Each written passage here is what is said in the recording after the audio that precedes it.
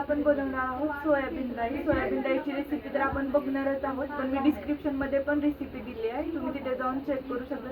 बघा मी किती छान असं सोयाबीन राईस केलेला आहे.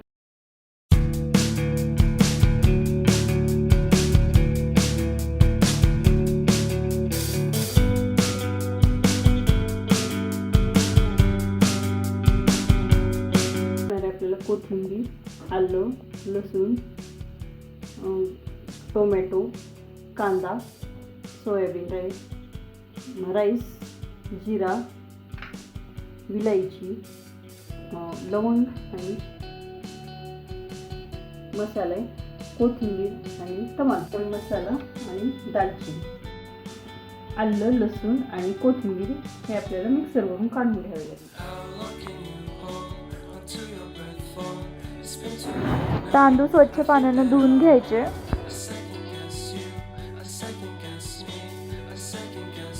ते आपण गरम पाणी घेतलेलं आहे आणि यात 1 चमचा मीठ टाकलेलं आहे. 5 मिनिटासाठी भिजण्यासाठी ठेवणार आहे. कुकर गरम करून त्याच्यामध्ये तेल टाकून सगळे मसाले परतून घ्यायचे. काकींची रेसिपी आहे, काकींनी बनवलेला आहे राईस. काकींचा खूप फेमस राईस आहे. तुम्ही सगळेजण नक्की ट्राय करा आणि माझ्या चॅनलला सबस्क्राईब करा.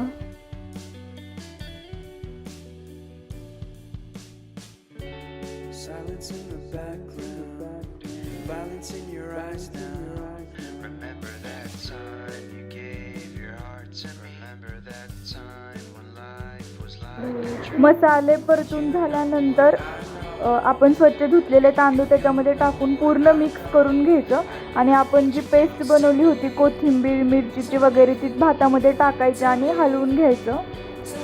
2 ते 3 मिनिट छान असं परतून घ्यायचं.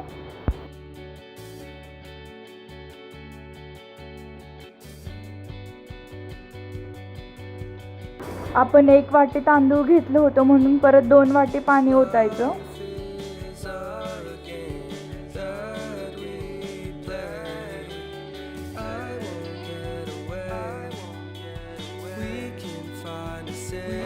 दोन मीडियम फ्लेमवरती आणि 1 हाय फ्लेमवरती अशा कुकरच्या 3 शिट्ट्या करून घ्यायच्या.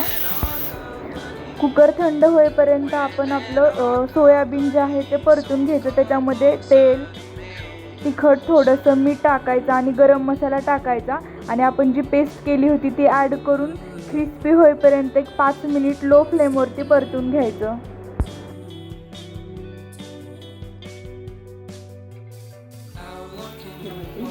गरम मसाला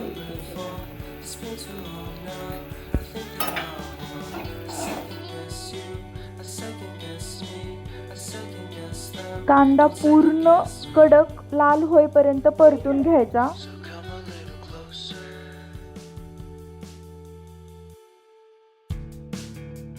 आपल्या कुकरच्या 3 शिट्ट्याहून राईस आपला झालेला आहे.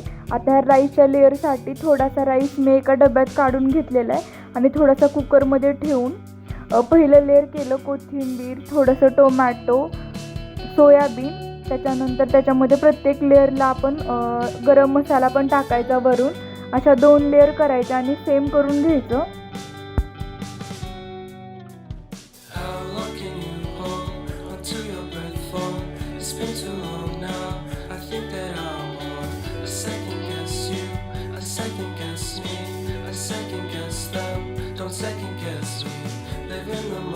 आणि 1-2 मिनिट फक्त लो फ्लेमवरती वाफवून घ्यायचं कुकरचं टोपण.